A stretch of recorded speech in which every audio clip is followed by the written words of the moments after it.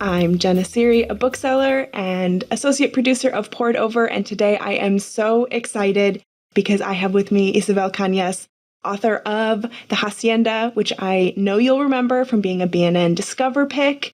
And today I'm here to talk about this incredible new book, Vampires of El Norte. I love this. It has horror, it has romance, it has suspense, it has everything you'd want from historical fiction. This book is going to check so many boxes for so many people. Thank you so much for being with us today. Thank you so much for having me. I'm thrilled to be here. I love this podcast. So this is a bit of like a little box-ticked career milestone for me. So please excuse me if I do gush.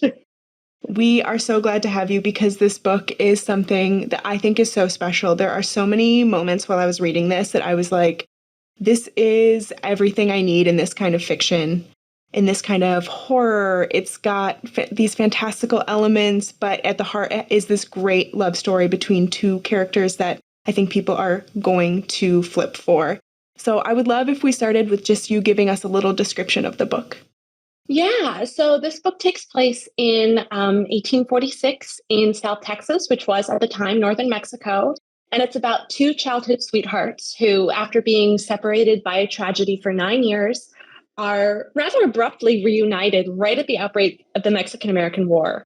And they have to work together and work through their issues that they have and work through their past to save their home ranch from threats that are both human and supernatural. And the tragedy at the beginning is, might or might not be related to vampires. Hence the vampires of the title. Yes. And if that doesn't lure people in, the vampires in the title, I don't know what will, because I was sold from the second I saw the cover. Berkeley just knocked it out of the park. When that hit my inbox, my jaw hit the floor. It hit the floor. It's stunning and so poignant, I think, for once I finished it and finished the book and then looked at the cover again, I was like, it's even more perfect once you finish and you get to that culmination point. So I think something that's so important about this book is that even if you think vampires aren't your thing, even if you think maybe horror or this kind of speculative world aren't your thing, this is such an easy and compelling way to get into a genre that I think anyone would be able to pick up. And I wonder if you have some thoughts about that vibe of horror that you've put out here. Yeah. So when it came to putting the horror elements into this book, I think the story between the two characters came to me first and foremost very strongly. Usually when I conceive of a book, there's one element of it that just pushes right to the front. For the Hacienda, it was the concept of the haunted house. I knew in my bones I wanted it to be a specific kind of setting, a specific kind of atmosphere. With Vampires of El Norte, Nestor just walked into my mind fully formed, just swaggered right in, and that was that. And he was actually going to be a smaller character in another book, but conversations with my editor led to a complete rehaul of the book idea and put him front and center with Nena at his side. So the characters came first. And I knew, because it's kind of my jam at the moment, it's kind of the pony I'm writing, that there was going to be a horror element in this historical fiction novel. And I write about this in my author's note, but I thought I wanted to write about vampires. And I didn't want to do your average, well, there's nothing average about vampires, but having grown up in the Twilight era and I remember reading Dracula under the desk in AP Earth History when I was 17 years old and just being utterly enthralled. As a goth teenager, this was my bread and butter, but I knew I wanted to do something different. I wanted something a little more monstrous. And I knew I wanted the book set in South Texas, which is where my mom's family has hailed from for at least 5 generations, the Cañas side of my family. I had all these elements kind of swirling around, but it wasn't until I was visiting my mom in the summer of 2021 and just kind of pawing through her bookshelves as I often do when I'm at her house, just low-key stealing things. I found this book, I think it was about architecture in South Texas, not super related to the subject of my book, but it had a quote by the 19th century politician Cheno Cortina, who is called sometimes the Robin Hood of that area because his outlaw tactics. There's a lot of history there that I won't bog you down with. But what he did say is he described Yankee settlers who were coming to Texas and sometimes rather violently taking land from Mexicans who had had ranches there for hundreds of years. He called them vampires. He said, these men in the form of vampires are taking your land. And I was like, whoa, whoa, whoa, whoa, whoa. This document is from like the 1850s. That was way before Dracula was written. That was way before Carmilla was written. Like, why are we talking about vampires? And for a while, I had felt like I'd come up with the idea for this book, and I worried, am I shoehorning in this speculative element? Does it vibe with this setting? Is it organic to the setting? And when I read that quote, I was like, yep, it is. But I knew that I wanted my vampires to be monstrous. So I also leaned into Latin American folklore. Like, I think some readers and listeners will be familiar with El Cucuy, or El Cuco, as my grandma calls him, the boogeyman, who walks in many forms through folklore in different countries and different areas of different countries even, but is always very frightful. And I also, wanted to like do a little nod to the chupacabra. But yeah, at the end of the day, with this speculative element, with the story that I'm trying to tell, I've been asked, like, why do you blend genres so much? And the simple answer is that it's what I want to read. Mm-hmm. I love, my mom jokes that it's the genre that I write is smoochies, romance, and spookies. So I love the two together. I can't write a story without a little romance, and I can't write a story without a little something spooky, a little something dark. So that's why I mashed it all together. That's a perfect description, because this book, it never fully loses you in any one genre. There's something for everyone, and it doesn't have the, all the romance tropes, even though I think there is definitely like a friends to enemies to friends ? To more ? Such a good, interesting thing for people who are looking for that. And like you said, vampires, it's always interesting to see everyone's take, because culturally across the globe and across time, there are so many representations of vampires. Mm-hmm. This one felt very fresh and so new. The descriptions of these creatures is... Coming from a bookseller, like, I am flattered, ma'am. I love it. The descriptions of these vampires is going to haunt me for a little bit. I definitely was like, oh, that's spooky. That's a lot. It's not your Edward from Twilight. It is. No, it's a little more creepy crawly. Monstrous. It's something that lurks in the dark. I sometimes when I think of the relationship between the Hacienda and Vampires of El Norte, and what readers will find to like between the two, like what is the common denominator, rather. I think the Hacienda plays with a fear of the dark when you're trapped inside of a house.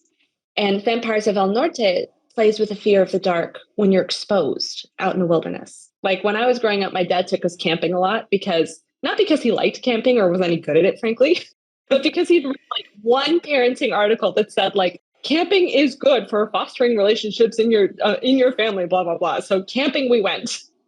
Very poorly. But I remember just, being out in the woods in the dark. This was in Southern California. I was very afraid of cougars. I was very afraid of bears. So, of course, my dad snoring like freaked me out in the middle of the night. There was something very uncanny about feeling that far from civilization. I mean, I was 11. Were we far from civilization? No, it was South Orange County. Like, we were not far from anything. But it felt very quiet, very exposed. And there's something very eerie, and I think something that taps into our lizard brains, something very primal about being in the dark, exposed, and knowing you're on your own, kid, to quote Taylor Swift. You're on your own out there, and there's something bigger and meaner than you out there too. And your setting in this story is so vivid. For people like me who have never been to that part of the world, I've only ever seen it in films and read about it in books. And yet I knew exactly that feeling of exposure and being so out of your element, in the sense of, that you're out here and it's nighttime and something else is with you. I think that's like a really beautiful thing that horror can do, is it takes something like good horror will take a feeling that is universal or nearly universal or shared among a very large group of people, put it in a very specific place So you're experiencing something new. Like this is a new setting. Maybe you've never read a book set in South Texas before. Maybe you've never read a book set in 19th century Mexico before. But that feeling, like you said, of being like exposed, the little hairs lifting on the back of your neck, knowing something's watching you in the dark, like I think we can all relate to that. But the setting itself, my mom grew up in San Benito, Texas, which is like a grain of sand on the map in South Texas near Brown. I guess Brownsville is the nearest big city, or Harlingen is the nearest town. I had a text chain with her and my aunt, and I was like, hey guys, I want to have a thunderstorm, but the book is set in May. What would it feel like? And I would get like blocks of texts back from them. And they would tell me like, why don't you have more mosquitoes? Are you going to have this kind of tree? Are you going to have this kind of bush? Are you going to have like, the wild hogs running around? Are you going to have this kind of critter running around? So in terms of the setting, I owe so much to my mom and my aunt because they provided so much of the color and their memories of living there. So that was really cool and really special. I got to share with them when I was writing this. That definitely adds that layer that I think you can't mimic in writing, that very lived in experience that so much of this, I mean, even though it's historical fiction and none of us lived this exact thing, those pieces where you're like, I know what this place is like, from someone who experiences it firsthand, it adds so much. And especially when you're reading through and you're like, I had to Google certain, plants and things like that because I'm from the North. I had no idea what some of these things were, but I'm the kind of person who I'll Google deep dive anything while I'm reading. So I always have to do research. But there are so many moments where I was like, oh, I know exactly what that feels like. And especially along with these characters who feel so vivid and so real. Nena, for me, is just such an incredible insight and window into this world. There were so many moments where I was like, I love her. And there were so many moments where I was like, girl, you got to get it together and get a grip. Yep. She was frustrating to write. And as you said earlier, I think this book will appeal to readers who like different things. Like it has elements that will appeal to readers of romance. And I think structurally at the end of the day, like I was binging romances when I was writing this book. And I think it really shone through in the structure. And so I think every good romance that I've ever read has a character where you think, God damn it, what are you doing? What are you doing? Like, I know we're 80% in the novel and there's supposed to be a breakup or something terrible supposed to happen, but girl, get it together. That ended up happening in the book too. I remember brainstorming what was going to happen in that part of the book and thinking, oh no, I'm going to have to write this, don't I? It's going to be so hard. Girl, what are you doing? Yeah, it was great fun. But my reader's heart was like, no. And their voices are so distinct, like sort of the back and forth between perspectives in chapters. And it's not a straight back and forth. It's not like every other chapter, which I kind of appreciated because it allows things to feel a little more organic than just, and now it's this, and now it's that, and now it's this. Yeah. But they're so distinct. And I would be like reading a chapter from Nestor and I'd be like, I can't wait to get to the next Nana chapter because I need to know how she feels about what he just said. Yeah, I think writing this book was really special because the two characters came alive so vividly, like I said earlier, and their voices came to me very distinctly too. And Nestor, as a vaquero of a certain class, he's born, as a peon on someone else's ranch and comes to Nena's family's ranch as a worker. And Nena, as the daughter of the ranchero, the guy who owns the ranch, like they have different educational backgrounds, different social classes, different expectations, different experiences in life. And so that really, God, it came to life so quickly. It was one of those things where when I was writing the first draft of this book, it almost felt like writing fan fiction because they were just like yakking away in my head, just chattering and chattering and chattering. And I was racing to keep up. It was something really magical where I felt like I was tapping into something. I don't get woo-woo about my writing often. I'm very much a plotter. I'm very structured. I do a ton of research. I have a PhD in history, so I definitely bring that to the table. And I think most people who are PhDs are also deeply type A. Like, I need to call my therapist about this. Like, that's how structured I am about writing. And this book, I think, really, if you'll excuse the pun, took the reins and bolted off with me. Like, it was, I think I'm lucky that the two books that I've had published, both the Hacienda and Vampires of El Norte, both of them have had that spark of something that I can't explain, that I just have to race to catch. And I think readers will feel the same thing as they're going along, because from that first page, like you said, there's this big event that happens and you have to just see what happens next. I mean, there's no way to, I can't imagine being like, well, I guess I'll just stop there. Like I said, I read this basically in a sitting because it's very propulsive. The tension is so good. And you manage tension without, for a horror book, it's not violent. It's not incredibly gory. I mean, there are definitely moments of unsettling imagery, but you manage this tension really through words in a way that I think will lure in a lot of literary readers, because this isn't just your sort of shock, gore horror book. It's really about the tension.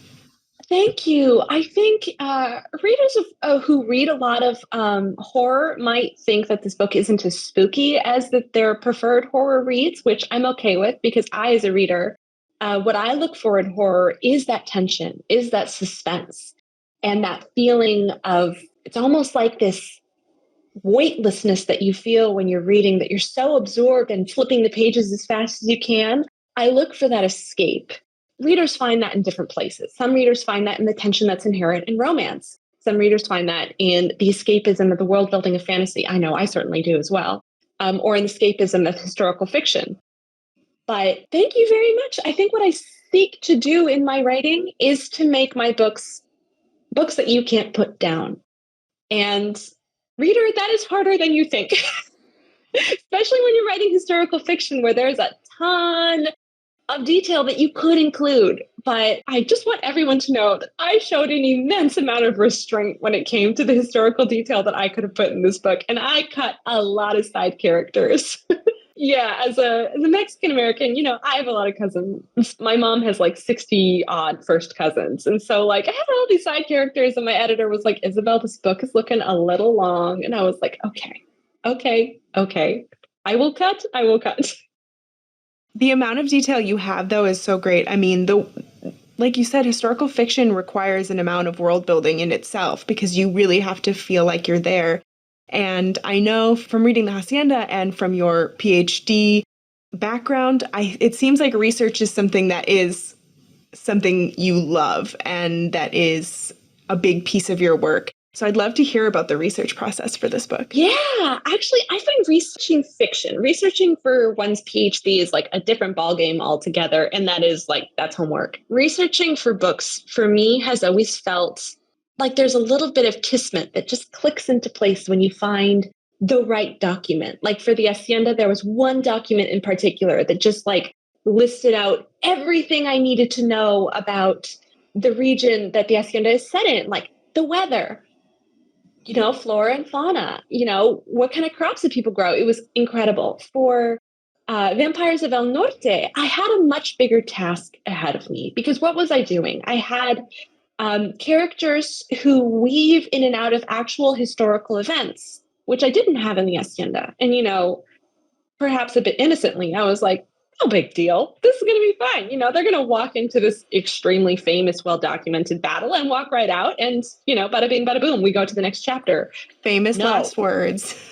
Oh my God, I'm eating my words right now. It was actually really tricky to try and balance the amount of work that I was doing on the back end, because I think one thing that is very difficult to do as a writer of historical fiction is to know when to stop researching and start writing, because you can procrastinate for forever, reading another article, because you're like, wait, no, I don't know exactly what kind of herb grew in this particular region of Texas, but at this time. And like the next thing you know, you're knee deep in like 19th century horticultural research that is in no way relevant to the character's journey.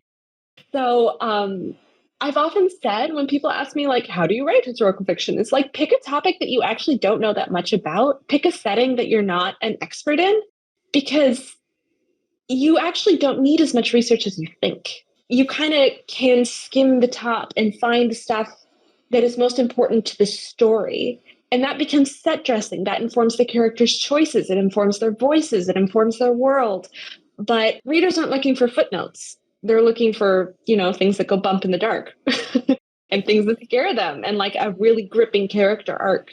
So for this book, I read a lot about South Texas in ways it was really interesting because for me, my family is from South Texas and has been for generations. The history of it is not something you learn about in school. And a lot of it has been silenced and rewritten from a particular perspective. And so I read a historical novel that was published posthumously because it was a bit radical at the time. I think it was published in the 1950s, called Caballero by Jovita Gonzalez. And she was a folklorist who from South Texas who collected a lot of, folk stories from people living who had been living on the ranchos in South Texas, who continued to live there. And the story is also set during the Mexican-American War. And it's about a young woman who falls in love with an American and what it felt like for the people living in South Texas to suddenly have the border move around them and find themselves as citizens of a hostile invading nation that frankly was hostile to them personally because of their background and their language. So I read a lot of stuff that was really eye-opening and sometimes rather difficult as a Mexican American. There was a lot of harsh truths about how Mexicans were treated in Texas after it became a part of the United States. It was really difficult to read about, in fact, and to know that, researching the Hacienda, it's set in a region of Mexico that my family is not from. So there was an element of distance. But with Vampires of El Norte, reading about the way land was seized from Mexicans, the way many Mexican landowners were murdered for their land. There was a long history of extrajudicial killings that were carried out by the Texas Rangers in the early 20th century against Mexicans, where I literally had to put the books down and walk away because these are my people.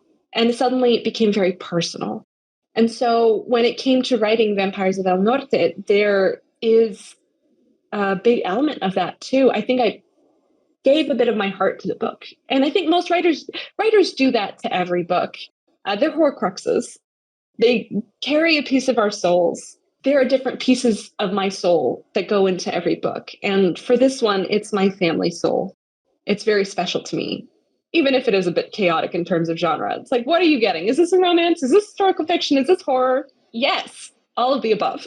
And it's also, a bit of my own myth making about Texas. It's a land of big myths. It's a land of big history and big cowboy hats and big boots and dark history too. I think that I don't want to read a book that doesn't have a little bit of the author's heart and soul in it. I think that that's really what exist. They're out there though. Sometimes you pick them up and you're like, what? Yes. I know. But those are the books that, we feel differently about, because when you are reading something and you can really feel that connection to the author, I think connection is such a big part of reading, especially for this kind of genre where I think a lot of people head to genre fiction because they are looking for connection in things, whether that's in romance or in horror, what have you. Yes. And I think it can come from things that are familiar to you and have a personal connection.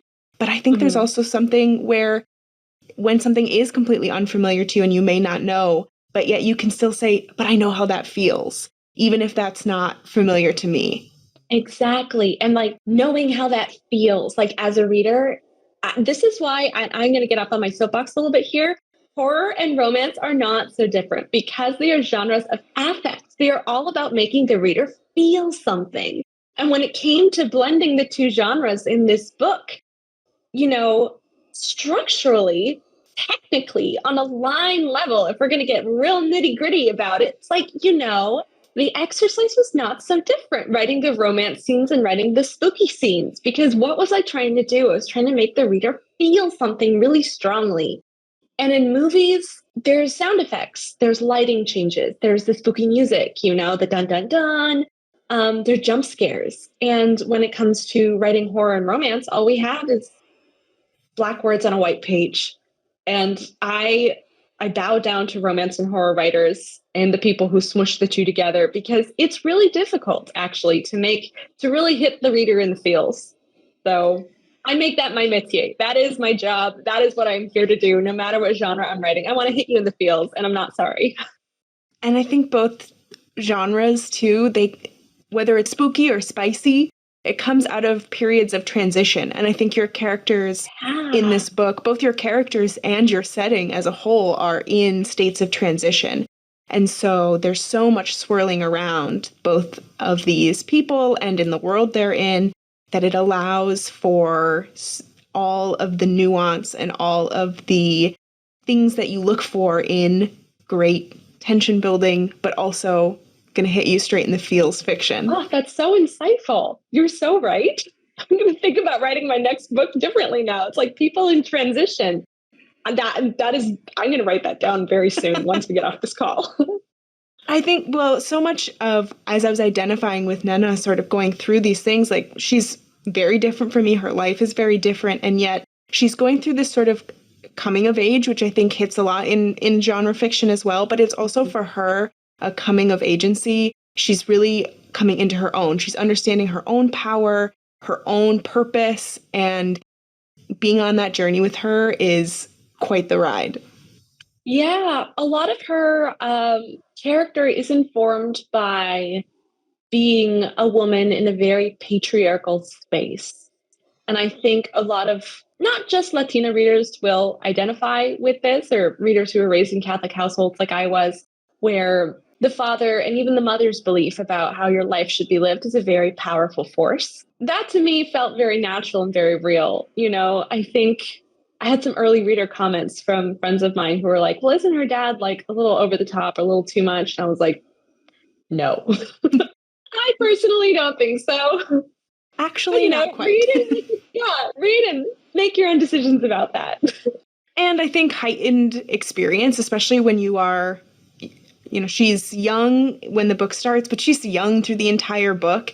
And I think sometimes when you're dealing with your parents, everything feels heightened, even if... Exactly. It's like, I'm in my 30s and I still, and like being in this state of transition, like I just had a baby, dealing with my parents and my in-laws is like, we're in a state of transition and suddenly things just feel a little heightened, a little different. And I think for Jenna, trying to find her agency and trying to carve agency out of a world that doesn't want to give it to her, the stakes feel quite high to her. Are they high? Yes, actually. I write books in high stakes. Yeah. Actually, yeah, I retract that statement. Yes, the stakes are high. And they're for her personally, they're very high. Because she's somebody who's very headstrong in terms of she knows what kind of life she doesn't want. And she has an idea of what she does want, but it's also very scary to reach out and take it because she's going against what are very powerful forces in her life. That is the will of her parents, societal expectations about the kind of person a woman of her status should marry. So I think it's a familiar trope to readers of historical fiction, historical romance, but it's in a fresh setting and there's a hot cowboy involved. So what's not to love? Exactly. Watching her confront not only her own personal struggles with her love and her family, but these bigger struggles of her trying to imagine her future in a world that seems to be sort of slipping out from under her as she watches the Yankees swing through and sort of take control in a way that she doesn't know how to grapple with that, and neither do the people around her, but all she knows is that she wants to stand up for what she has and what she loves and what she believes in. And I think that even though culturally this is a fresh setting in so many ways, I can't think of so many books that, are set in this time and in this place. But that struggle is so clear and so accessible to readers, I think. Yeah. And I think actually now that I reflect on it, it's like when you look at the world now, it's hard to envision our own futures a bit, with so many things falling to pieces around our ears. So maybe that will resonate with readers some. But, it was a bit tricky trying to figure out where exactly in this conflict to place the story, because at the end of the day, historically for many people, it did not have a happy ending. It was a period that ended in a lot of tragedy, a lot of loss of agency, and a really profound transformation of identity and a really profound transformation in one's place in the world. It was tricky, but I found a happy ending, guys. I can confirm for the romance readers out there or those who are interested in a scary tale that ends on a lighter note, this one's for you. And I think it blends into this sort of newer wave of horror that we're seeing that are telling stories of women and that are telling stories of people of color. And we've got so many incredible authors that are coming out with these works that are like, I'm telling my own story and I'm telling my own cultural story, because the agency there of being able to reclaim stories is so important. And I think in this genre of horror, there's so much room for growth and opportunity for those stories.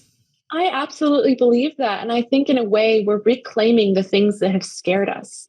And I have said this in the past, and I do believe that it is true. I think when it comes to horror, every reader, I think, gravitates towards a corner of horror that pushes their buttons the most, in all the best ways as a reader, that scares you the most. And it's a very broad genre, which is wonderful. There's space for everybody, and everybody's voices can one day be heard. So as a woman and as a Latina, I've often felt, picking up a book that was written by a white man, for example, like, oh, I realized, the things that frighten you are not the same things that frighten me. And so I think in terms of like women writers and writers of color, I want to read it because suddenly it's like, this is an experience that echoes mine. These are fears that echo mine. These are, it pushes my buttons in ways that are closer to home and therefore scarier and more escapist. And I want it all. I want it all. I will shout about it from the rooftops. Like, there are a lot of books lately that have been coming out or will be coming out where I'm like, damn, I can't wait to read this. I can't wait. I think we're having a really incredible moment right now in horror. And I am so, so grateful to be a part of it. Absolutely. Sometimes for a lot of readers, the biggest horror is a white man. It is. And when you read the old white men, they're like, ooh, the other. How scary. Me, right. comma, the other, comma. I'm like, hey, what's up? Right. Where's my book? And I think we've talked so much about genre fiction, but it is one of the ways I've learned the most about the world and most about other people's perspectives are through these non-traditional literary fiction genres and avenues, because the lizard brain piece, like you mentioned earlier, is so prevalent that I think it allows people to look for things that they wouldn't normally look for in fiction, and allows for them to connect with characters that, we've all heard they're not like me, so I can't understand the struggle in what they're going. I can't identify with the main character. Like, well, sure, Jan. But when someone's chasing after you with an axe, that's something that I think everyone can connect with. I think one special thing that horror does is that it places a pair of shoes right in front of you that will fit. So you step into them and you walk a mile in someone else's shoes, so to speak. Like, the opening is right there. What are you afraid of? I'm afraid of it too. Let's go on a ride. Exactly. And I know that for people that also love this genre that I have communicated with about this book and about so many others, we're all on the same page. And I think it's just so much about getting other people who say they don't like horror, they don't understand, to give it a try. I hope this is a gateway drug for readers of romance or historical fiction to dip their toes in a little bit. Because it does, or maybe readers of horror who, maybe want a little bit of kissing in their horror to move the other way. It's kind of like this, South Texas and the Valley in particular is a very fluid borderland. My mom wrote a whole thesis about this, about how the border has moved back and forth over people over the centuries, and it's very fluid. Historically, it's been a very fluid place, like other parts of the world where borders have moved quite a lot. It's one of those pockets where things are shifting. And I think this book is similar to that, or it echoes that, in that it sits on the borders of many different genres. And it kind of, depending on what chapter you're in, what kind of experience you're bringing to it as a reader, it may shift one way or another. So you can't pin it down, but it will take you on a journey. Again, who doesn't want their books to take them on a journey? That's the dream. And I feel like that's a good segue, because, of course, I want to ask you about your favorite books. Yes. what are the Isabel Cañas recommendations? Who are you as a reader? Oh, right. So I think like, oh my God, stuff I've read. I'll start with like some horror that I've read lately. I absolutely loved Lone Women by Victor LaValle. It rocked my world. Absolutely. Rocked my world. Like if anything about Vampires of El Norte appeals to you in that it's like, a Western, it's speculative, it's got monsters, it's set in a specific time period, kind of like Old Westy. And it's got a strong BIPOC woman lead. Like this book is for you. And also, like, no spoilers. I really loved the note it ended on. It left me feeling whole. Is it a bit scary? Hell yeah. Does it feel good? Hell yeah. Like there were points where I was flipping through the page. There was a point where I literally dropped my Kindle because I gasped. It rocked my world. Let's see what else. I think as a new mother, it has been really difficult for me to read things that are long. So I've been reading a lot of short fiction. In terms of horror short fiction, if people aren't familiar with this world, I really recommend checking out online magazines that are just out there for free. The Dark is incredible. Silvia Moreno Garcia used to edit it, and man, oh man, is it good. And speaking of short fiction, I always shout, this is my Silvia Moreno Garcia deep cut. Certain Dark Things is her collection of short stories. I love her prose, period. Do I love it best in short fiction? Yes. There's something about these little gems that it's just my favorite. It's just my favorite. I've also been reading Arcady Martine's A Memory Called Empire and A Desolation Called Peace. Might be weird coming from me, given the books I have published, but they're excellent. Books that I'm about to get started on include Island Witch by Amanda Jayatissa, which is a Gothic set in Sri Lanka. It has witch doctors, it has spookiness. I believe it's also set in the 19th century, so there's like this tension with colonial rule and a young woman who's trying to come into her own. I'm about to dive into it. She's written thrillers in the past, like My Sweet Girl and You're Invited, which are amazing. Like just, again, Kindle droppingly good. Amanda Jaitis's Island Witch. I don't remember when it comes out. The other book I have pulled up on my TBR is The Haunting of Alejandra by V. Castro. I haven't dipped into it yet because I just had a baby and I know it deals with some postpartum feels. I'm gonna just kind of dip in and see how I feel. But her oeuvre is incredible for those who are interested in horror written by Latinas. There's some really good stuff. Stuff. Goddess of Filth is a novella that she wrote about possession that it lingers. It's got some really haunting imagery. It hits a little harder than you expect, but it's definitely got some lingering imagery. Yeah. I love that. I think if you look at my TBR or look at any of my millions of lists or just my bookshelves, I am constantly just adding every time I have these conversations. I'm just like, well, there's 3 more books I have to add, yep, but just stacking them up.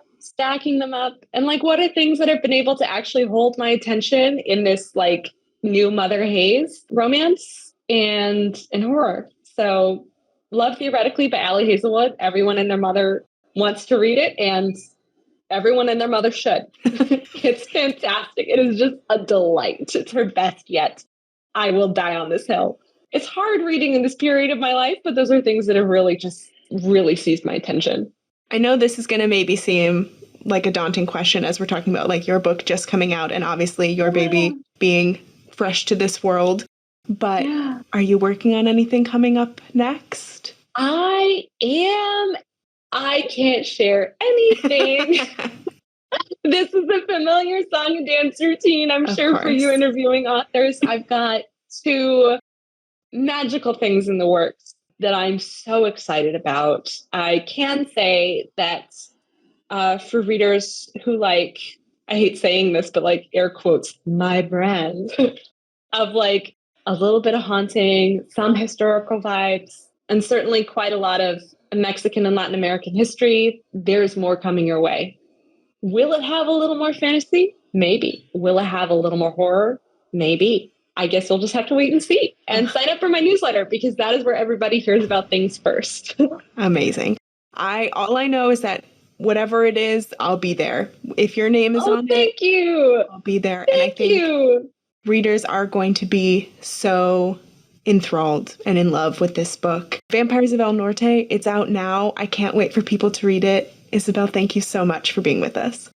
It was my pleasure. And to any reader who's thinking of picking up Vampires of El Norte, who has picked it up, thank you so much, because I meant it when I said, like, there's a piece of my soul, like the family piece of my soul is hidden away in the pages of this book. And I hope it speaks to you. Hello readers, it's time for another TBR Topoff. We're going to recommend a couple of fantastic books to pick up when you stop in for your copy of Vampires of El Norte. I'm Mark at my Barnes & Noble in Cincinnati, but I have two fantastic booksellers who are going to recommend books today, and we're going to start things off with Madyson. Go ahead, Madyson. Yes, hello, thank you. I am Madyson. I am coming to you from my store in Los Angeles, and I'm excited to talk about this resurgence that is happening with vampires, particularly like an artistic take in writing about vampires. So when I was thinking of a book to recommend, I decided to go with Woman Eating by Claire Coda. And this is a story about a woman who is half vampire, half human, living in London, trying to like conquer her hunger while also trying to remain as human as possible. So this follows the story of Lydia, who has just left her home and her vampire mother behind to live in London. And all she can think about is finding this balance to live amongst humans while also balancing out the hunger she has to kind of feed off them. And throughout the story, it is kind of very difficult in London to find pig's blood, which is what she can have. What I love about Lydia's character is that she also has this strong desire to enjoy human food. So she is also, not only is she half human, half vampire, she is also mixed race and she is half Japanese. So she remembers her father just eating and having all this like delicious Japanese food, and she has this like strong desire. She wants to try it, but like since she's a vampire, she can't digest that sort of food. And then you have the added things of the other artists in which the art gallery she is squatting in. She wants to be like them. She wants to try the food they bring. She wants to be friends with them. But like, where does this balance go? Because, you know, it's really hard to make friends when you also kind of want to eat them. So she has the other artists. There's a strange man following her at night. And she started developing a little bit of a crush. What I think I like about this tale is that, yes, it has like the classic vampire, like, will they, won't they, give in to their desires, but it's also just like a very artistic taste on finding that balance in your life and finding where you belong. You get to see her like heritage and her background. You get to see that with her being half Japanese, also being half human, half vampire. I think the like parallelisms and the imagery there is just really strong. You get to dive into her relationship with food, which I think is often not talked about a lot in books, is like how someone can have like a difficult relationship with food. And I think this is a unique way of showing that. You just see her struggle with what she can eat and like how she must exist. And I think it's a powerful take on sometimes what it feels like to just be human and find that humanity within yourself, which is why I really enjoyed this book. And I liked how it kind of was a whole metaphor for reality and just existing in a place for the first time that is new to you, which is why I recommend Woman Eating by Claire Coda. But I know also, Mary, I know you have a good pick for this week as well, and I can't wait to hear about it. So if you would like to jump in, that's all I have about mine. Thanks, Madyson. I'm joining y'all today from Beaumont Barnes & Noble in Texas. So my pick for the TBR Topoff is Rachel Harrison's Such Sharp Teeth. When we meet the characters of this book, we meet Rory, and Rory has come home from New York City. She's helping her twin sister Scarlett out, who's about to have a baby. And so Rory is leaving a bar one night when she's met an old classmate, and they part ways, and she's on her way home, and she hits something with her car. So she gets out of the car, and the thing that she hit chases her and attacks her. And she tells her family when she wakes up in the hospital that it was a bear. There was no way it was just a bear. But deep down inside, she knows it was something not a bear and maybe not of this world. So weird things starts happening, and she starts to try to follow what she's turning into and what turned her. And this book is very funny in points. It's just deadpan funny. And it goes places where you don't think the monster is going to take you. And that's one of the things I really liked about it. So, Such Sharp Teeth by Rachel Harrison. Fantastic. Thank you both. Some spooky vibes. I love that very much. I always appreciate a novel that can mesh monsters with women in particular. I think that those two get put into strange categories sometimes throughout history and literature and art. And I think this new crop of titles is taking that and giving it even better power. So thank you both for your picks. But that is all we have for today. Thanks so much for tuning in to Poured Over. Please make sure to give us a rating and subscribe so you never miss an episode. You can also follow us on our socials at Barnes & Noble. Pretty simple. Madyson, Mary, where can we find you both at your stores? You can find me at my store, which is B&N Events Grove. You can find me at my store at B&N Beaumont TX. Excellent. Thanks both so much. Thanks for tuning in, everybody. Happy reading. Goodbye.